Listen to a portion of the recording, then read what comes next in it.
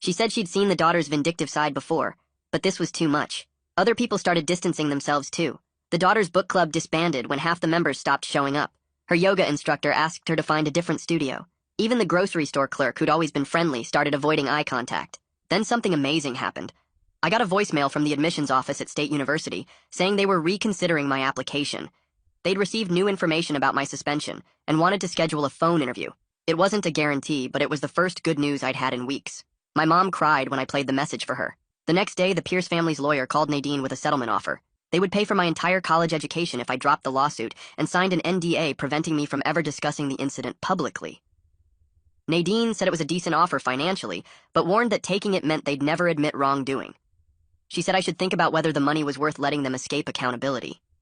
I spent hours going back and forth about what to do. That same week, my mom's boss called her into his office.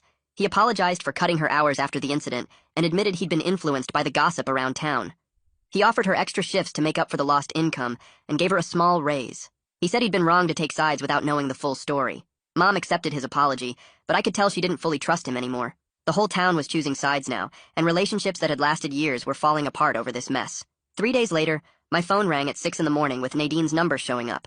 She told me to check the news immediately because something happened at the Pierce house overnight. I pulled up the local news site, and there it was, a photo of their front porch with a plastic bag sitting by the door. The article said someone left peanuts with a note that said Karma has allergies too, and the family was treating it as a threat. The cops were already at my house by 7, asking where I was last night.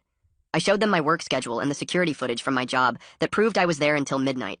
They still acted like I was guilty, and said the Pierce family wanted to press charges for harassment.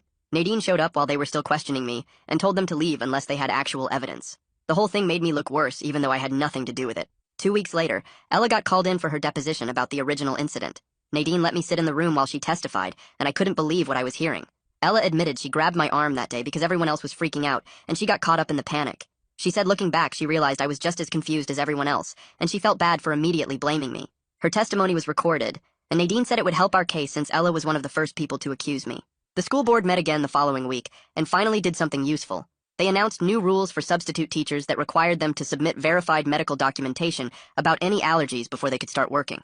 The principal sent out an email saying this would prevent future incidents, and I wanted to scream that it was too late for me. It was a tiny victory, but at least they admitted their system was broken. Then, I heard through the grapevine that Mrs. M. Pierce was coming back to work, but not at the high school. They assigned her to the elementary school instead, which seemed insane to me. Parents started complaining immediately because little kids eat peanut butter all the time and can't be expected to wash their hands perfectly. The PTA had an emergency meeting where people argued about whether someone that allergic should be around kindergartners at all. My mom came home from the grocery store saying she overheard 2 moms saying Mrs.